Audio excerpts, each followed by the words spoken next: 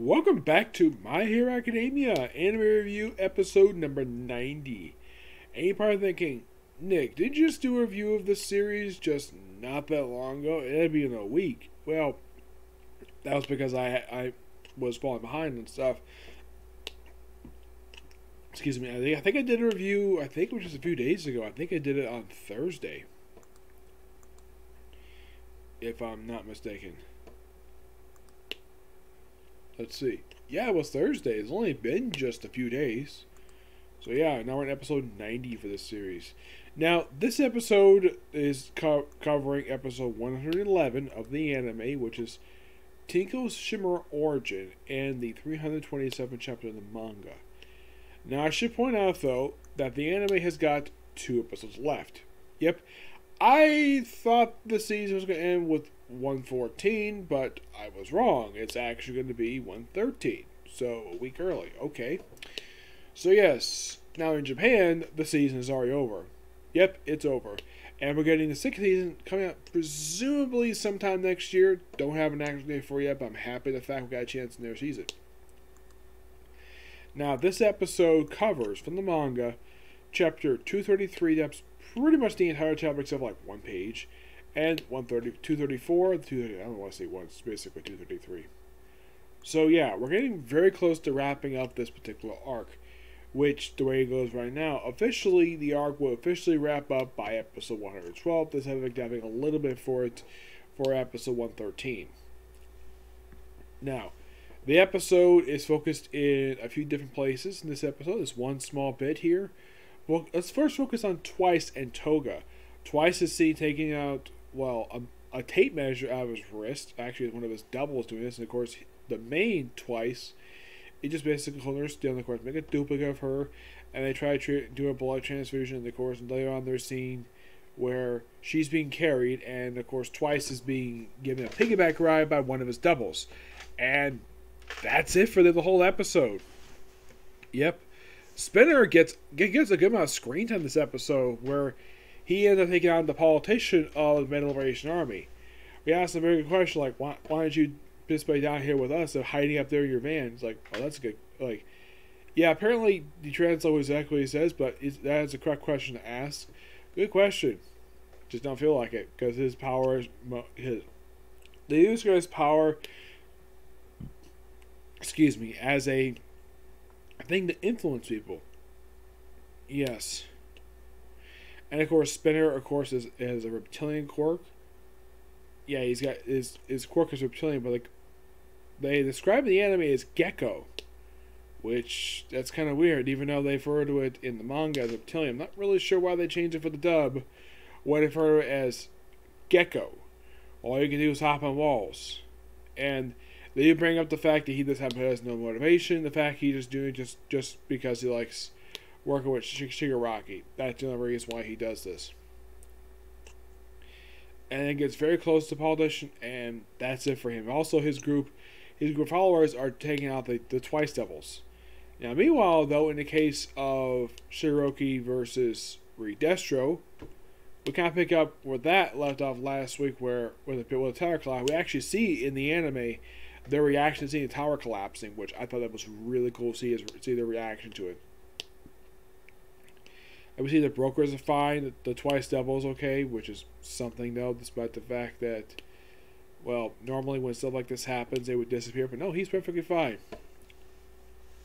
And of course, Destro notices throughout his battle with, he's also monologuing to himself in this episode, where he notes that Shigaraki's gone through rigorous training, and the fact that he, well, also very stressful training, and also his power has been built on stress, which covers his whole body. Makes him bigger, and they joke about the fact he hides on his tower than doing actual real fighting. And also we see that he grabs Todoroki by his hands, with his gigantic hands, does this, and tries to nearly squeeze his hand, ends up breaking 2 of his fingers. He ends up also using his fingers, what remains of his fingers, just to damage the guy's finger. Yeah. And then we see the start of his backstory, where we see him with his sister. Now, I should point out that his sister is pretty much the spitting image of their late grandmother, who was killed by All For One. Yeah, I'm surprised no one points this out, though. The manga clearly doesn't point out. I mean, appearance-wise, yeah, she's a spitting image of a late grandmother. She looks nothing like her mother. I mean, normally you would think of that when you think of girls, where they look almost like their mother. But she looks more like her grandmother than her mother. Oh yeah, apparently they showed that their father, who was I can't remember her name. She is let's see if I can find her. She's basically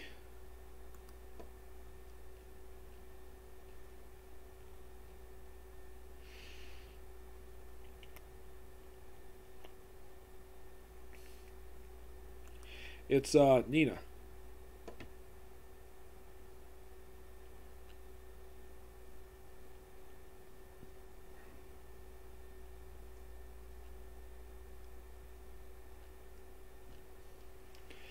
Yeah, and it's great to hear her voice again, especially since her voice actress is one of my personal favorite voice actors, Stephanie Young. Yeah, this is actually the character she voices in this series, which I think is great. Yeah, working with Christopher Sabat must be so fun. I'm sure it is. And of course, yes, it has been noted though that Nina is a very beautiful woman. Noted by Deku, and of course, All Might agrees with that. Yep, and also shows that her son is very abusive to her grandson. Of course, she, as far as I can tell, never found out the fact that her son got married and had children. And also shown that Todoroki's father became rich at a young age and built a house. And apparently this house was also causing the itch. My guess is it was probably something the house that probably did. It could have been mold, despite the fact that it's a recently built house. It's not exactly who explained here. And also he's forcing him to unlock his quirk. Yep. And apparently whenever he mentions anything about a hero, he gets dragged outside and put in the corner of the yard. And of course, it's known about Todoroki that apparently he itches more at home than he does anyplace else. There's gotta be something in the house that caused him to basically scratch himself like crazy. Which they never explore in the episode. At one point, his sister takes him to their father's study, which got a picture of their awesome grandmother, who was killed by All for One. They don't mention that here, but if you're a reader and viewer, if you read the manga or watch the anime, you know she's dead. All for One killed her in years, many years prior to the series. And apparently while he's outside playing with his dog, that's when his quirk activates. Well, slowly activates anyways. And his father finds out about him in his study, and he slaps his son. His wife's like, I've had enough of this. This needs to stop. Really, this has gone completely out of control. And we see where he reads the letter from his late mother, and he tells, like, his mother, despite the fact he grew up possibly hating her, she's like, she does say in the letter that she would always love him. And he's like, I wish you never loved me. That's what he says. I'm not saying that. So then, of course, then we have Shiroki's quirk activate where he touches the dog and it disintegrates. There's blood everywhere. And then when he touches his sister, he will touch her in the back. Nowhere place else. She turns to dust, and then he touches the ground and turns his mother and grandparents to dust.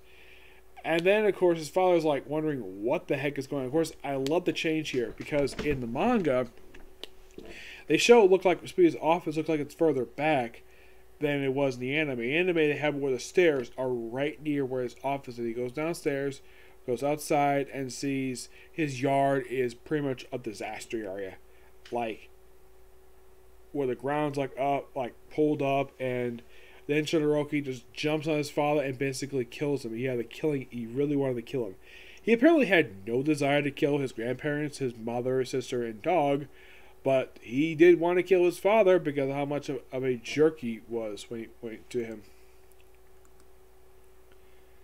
And that's kind of where the episode ends. Mm-hmm.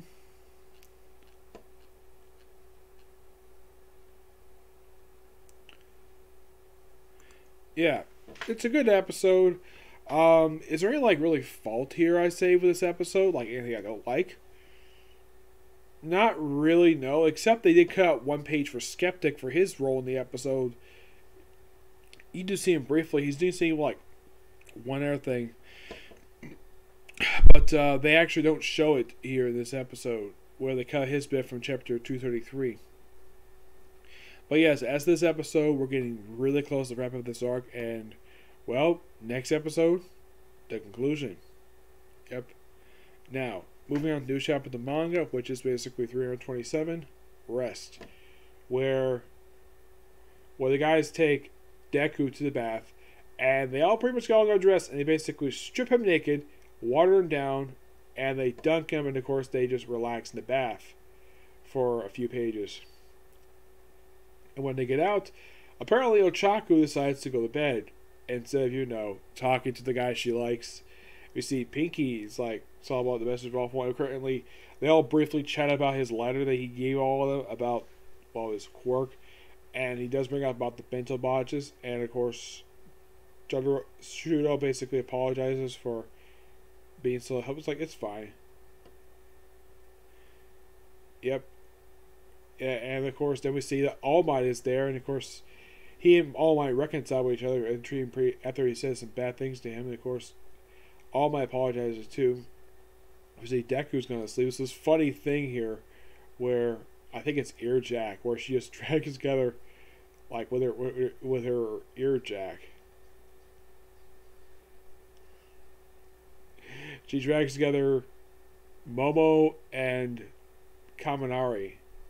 And like they have an idea. Sure made of. And of course then Chemnitz go beyond and all. And then we see looks like Best Genius and Hawks driving out, and it looks like a ruined city. Because a lot of the country got wrecked. Like when the people started basically not trusting superheroes anymore. Everything gets fell apart, and of course all the massive breakouts. And of course, they're still looking for various criminals. And of course, the one they're looking for at the end of this is Stain.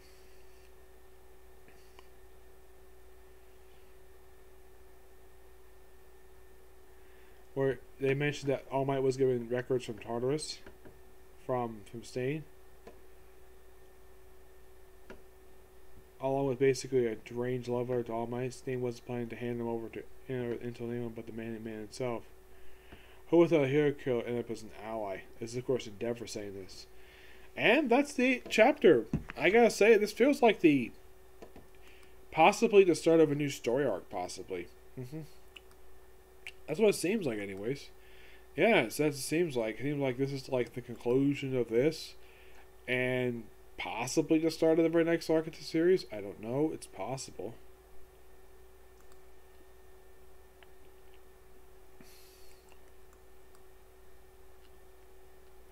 That's what it seemed like, but nope, it's still going. It's going now for 21 chapters.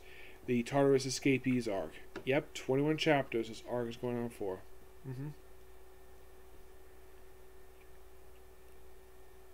Yeah. But not much to say about this episode about these two. The chapter I'm gonna give a 9 out of 10. It's a great chapter, and it feels like the next step in this arc. Yep. So yeah, that's it for this review. Stay tuned for the next two, which will be One Piece. Okay, it's the next video. Bye.